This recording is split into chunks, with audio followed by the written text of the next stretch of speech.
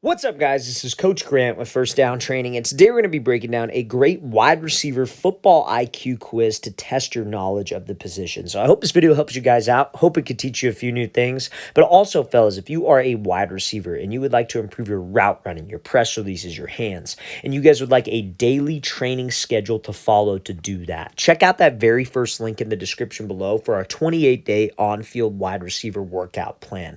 What you'll get access to is 100+ wide receiver drills with sets, reps, all broken down, and examples of each drill. So check out that very first link in the description below if you're interested, fellas. Let's get started with this video. So how this video works, if you're not familiar with our quiz style format, is I'm going to ask you a series of questions about a pre-snap look, about a play, about a route, whatever it might be, give you a chance to answer that, and then we break it down to see if you were right or wrong. So this first example here, this is going to be Travis Hunter. Now, this is a little bit different than what we've done in the past with our quiz style videos, so I'm going to ask you on this one.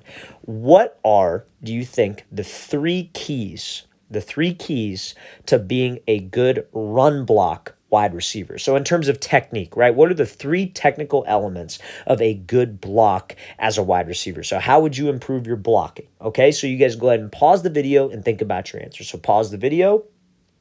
All right, let's break this thing down. So when it comes down to blocking, this is not something that we talk a whole lot about on this channel, but blocking is one of those things that every wide receiver needs to have. You need to be a good blocker. No block, no rock. You're not going to get the ball. And it's an opportunity. Blocking is a great way to stand out on film to a scout because it's an opportunity to make an explosive play. So if you guys said any one of these three things, I would consider you correct for this because we don't talk about it that often, but these are the 3 points of emphasis. Number one, the low man is going to win. You have to make sure that we are in a low explosive pad level position. If you guys are not in a low explosive position like Travis Hunter is right here, you are not going to win. You never win a block being up tall. And again, ask any offensive line coach when they're talking about run blocking. We have to get low. Okay, so now number two, if you said you want to try to address the DB under control, that would be correct as well. Because what a lot of wide receivers will do is they'll try to take this DB's head off and run full speed, full ahead, trying to level him.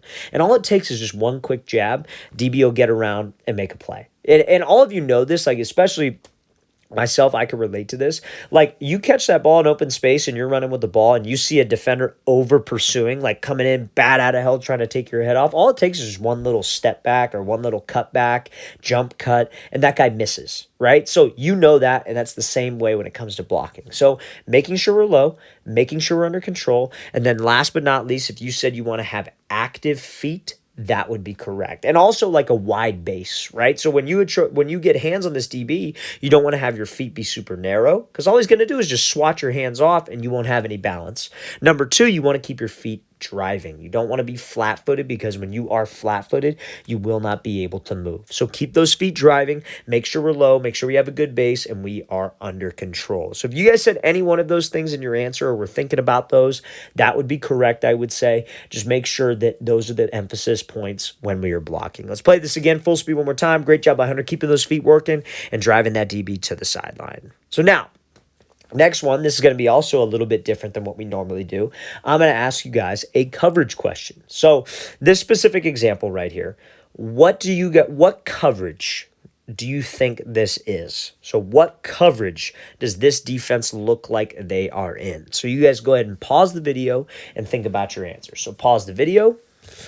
All right, let's break this thing down. So coverage is not a normal question that we ask on this page, right? We normally ask about, how would you run this route versus this scenario? But knowing the coverage is important to knowing how you should structure your route. So if you guys said cover 3, that would be correct. If you guys said cover 1, that would be wrong. And we're going to explain why. So cover 1 and cover 3, those are both single high free safety concepts.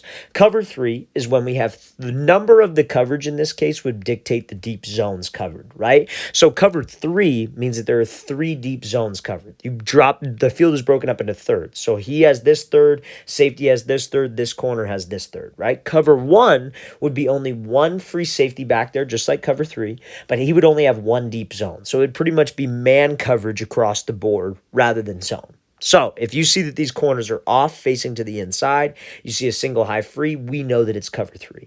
So why is it important to know that? And I'm not even going to play this clip because it has nothing to do with the question, but why is it important to know that? It's important to know that so you can structure your routes accordingly. right? So like, let's say this wide receiver has to run a post route. This is not like off man coverage where you're going to go step on the DB's toes and just break it off, right? He's outside leverage. He's got safety help to the inside. If you have to run this quick post, you better attack his blind spot. You better get him to move. So when you break to that post, we have a big window between the safety and the corner. If you just take off and go run, you're running right into the safety and you got a DB on your hip, which is not enough space. That's why it's important for wide receivers to know that coverage. So the difference, I would say, is again, they're both single high safety concepts, but if you got man and that's single high, that's usually cover 1. You got zone, he's facing to the inside, that is cover 3, okay? So if that's what you guys said, that would be correct. So now, next example here, we're going to show the route, and then I'm going to ask you guys what this wide receiver did wrong. Okay, so we're going to show the route first, then we're going to ask what he did wrong. So let's play at full speed. So comes off the ball. He's running this like kind of comeback out route, if you will. But I'm going to play it one more time. So what do you think this wide receiver did wrong on this rep? So you guys can go ahead and pause the video and think about your answer. So pause the video.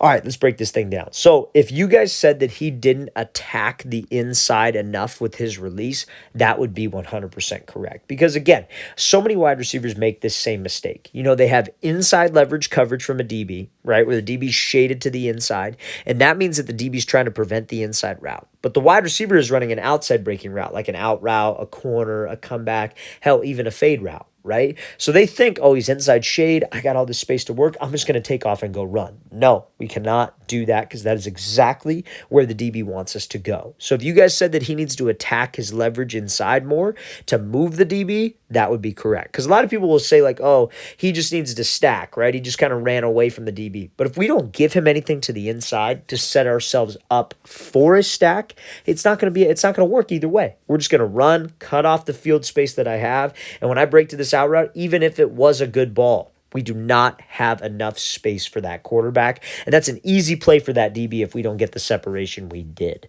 So make sure, fellas, with your release, if I was coaching up this wide receiver, I would say, hey, don't just give like this jab to the inside where you're not really selling anything. See how his foot gets down, his hips, his shoulders, everything's already to the outside.